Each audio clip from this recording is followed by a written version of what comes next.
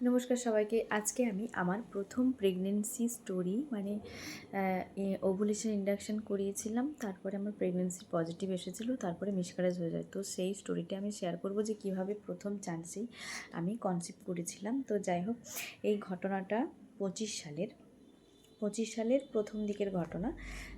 যাই হোক, তো প্রথমে আমি ওষুধ খাচ্ছিলাম, তো চলছিল। আমাকে প্রায় 4-5 মাস মতো মেটফর্মিন ওষুধ দেওয়া হয়েছিল, ডাক্তারবাবু দিয়েছিলেন, তো আমি সেটাই খাচ্ছিলাম ডেলি একটা করে। যাই হোক, আরও কিছু ওষুধ ছিল, সেগুলো খাচ্ছিলাম। তারপরে আমার হাজব্যান্ড যেহেতু বাইরে থাকে, যে আমি ডাক্তারকে বলি, ডাক্তারবাবুকে, যে আমার হাজব্যান্ড আসবে, তো সেই অনুযায়ী উনি টিভিএস শুরু করেন, ট্রান্সভ্যাজাইনাল সোনোগ্রাফি। তো ওটার মাধ্যমে বোঝা যায় যে আমাদের এগ কত বড় হয়েছে, বা এগ হয়েছে কি হয়নি, যেহেতু পিসিওডি আছে, তো সেই জন্য।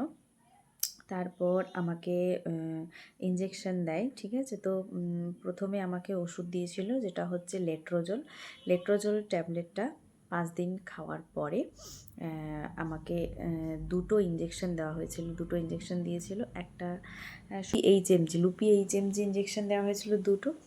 তারপর আমাকে দেওয়া হয়েছিল সিফাসি 5000, এরকম একটা ইঞ্জেকশন দিয়েছিল, যেটা এগ রিলিজ করে, ঠিক আছে। তো বাকি ইঞ্জেকশন 2টো যে আগে দেওয়া হয়েছিল, ওষুধটা লেট্রোজল, এগুলোর সবারই কাজ হলো আমাদের এগ কোয়ালিটি ভালো করা, ঠিক আছে। তারপরে যেটা লাস্টে দেওয়া হয়েছিল, ওটা আমাদের এগ রাপচারের ইঞ্জেকশন। তো প্রথমে ওগুলো হয়। তো যাই হোক, তারপরের মাসে আমার পিরিয়ডস বন্ধ থাকে।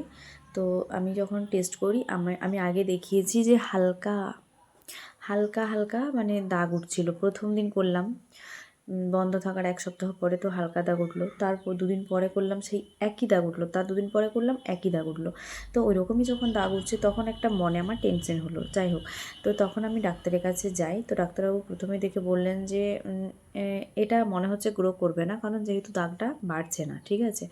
তো ওই দিনে আমি যখন আসি, ডাক্তারবাবু তাও বললেন যে আমি চেষ্টা করে দেখছি কী করা যায়। তো আমাকে অনেক ওষুধ দিয়েছিলেন, সেগুলো আমি খাওয়া শুরু করেছিলাম। যেদিন আমি ফিরে আসি, সেদিন থেকে আমার মানে ইউরিনে ইনফেকশন হয়ে যায়। যখনই পেচ্ছাপ করতে যায়, তখনই আমার জ্বালা জ্বালা করে, ব্যথা হয়, যা হয়, ঠিক আছে। তো ইনফেকশন হয়ে যায়।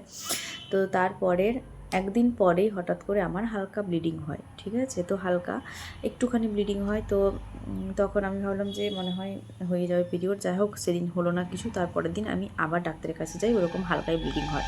তো ডাক্তারবাবুর কাছে যেতে উনি আরও আমাকে মেডিসিন দিলেন। তো উনি বললেন যে মনে হচ্ছে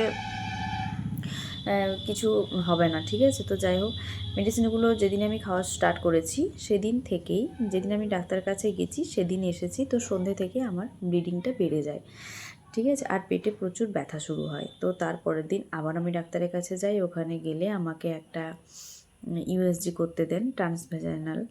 তো সেটাও করা হয়। তারপরে তখন আমার ব্লিডিং প্রচুর বেড়ে গেছে। যখনই আমি ইউএসজিটা করাতে যাই, তখনই ব্লিডিং শুরু হয়ে গেছিলো, প্রচুর পেট ব্যথা করছিল। তো ইউএসজি রিপোর্টে ধরা পড়ে যে আমার বাচ্চাটা নষ্ট হয়ে গেছে, আর ভেতরে কিছু প্রোডাক্ট রয়ে গেছে, যার জন্য পেটে ব্যথা হচ্ছে, সেগুলো বের করানোর জন্য দিয়েছিলেন। তো ডাক্তারবাবু আমাকে জিজ্ঞেস করলেন যে তুমি ডিএনসি করাতে চাও, নাকি ওষুধ খেয়ে বাচ্চাটা নষ্ট করতে চাও। যাই হোক, তো বাচ্চা তো নষ্ট অলরেডি হয়ে গেছে, সেই জন্য আমি ওষুধটাই প্রেফার করেছিলাম। যেহেতু আমার বেশি দিন হয়নি, 1.5 মাস মতো হয়েছিল, সেই জন্য আমি ওষুধ খেয়ে তারপরে বাচ্চাটা অ্যাবর্শন হয়ে যায়। যাই হোক, এটা আমার প্রথম স্টোরি, প্রথম আমি যখন কনসিভ করি।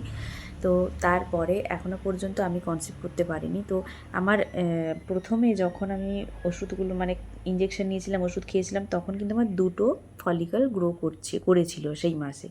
একটা ছিল 18x18, একটা 14x16। তো আমার একটাই দিন লাস্টে ডাক্তারবাবু বললেন যে একটা 23x24 হয়েছে, ওটা র্যাপচার করার জন্য ইঞ্জেকশনটা দেওয়া হয়েছিল। কিন্তু কনসিভও করেছিলাম, তারপরে কি হয়েছিল আমি জানি না। তো ডাক্তারবাবুকে জিজ্ঞেস করতে উনি বললেন যে কিছু অ্যাবর্শনের কারণ বোঝা যায় না, ঠিক আছে। তো তারপরে উনি বলেছিলেন যে আমাকে নর্মালি ট্রাই করতে। আমার সব কিছুই ঠিকঠাক চলে এসেছিলো, কারণ ওভারি ঠিকঠাক হয়ে গেছিলো, কোনো পিসিওডি কোনো কিছুই ছিল না সেই মুহূর্তে। তো যাই হোক, পরের মাসে আমাকে ট্রাই করতে বলেছিলেন, কিন্তু আমি তারপরে 4 মাস ট্রাই করতে পারিনি, যেহেতু আমার বরের কাশ্মীরে পোস্টিং চলে এসেছিলো, তো কাশ্মীরে ছিল। তো যাই হোক, পরে আরেকটা ভিডিও তোমাদের কাছে করব, যে পরে আমি আরও দুবার ওভুলেশন ইন্ডাকশন করিয়েছিলাম, ইঞ্জেকশন নিয়েছিলাম, কিন্তু সেগুলো মানে ব্যর্থ হয়েছে। তো ওই নিয়ে আরেকটা ভিডিও আমি তোমাদের কাছে শেয়ার করব। তো অবশ্যই আমার চ্যানেলটা সাবস্ক্রাইব করে পাশে থেকো, যারা তোমরা এই সমস্যায় ভুগছো।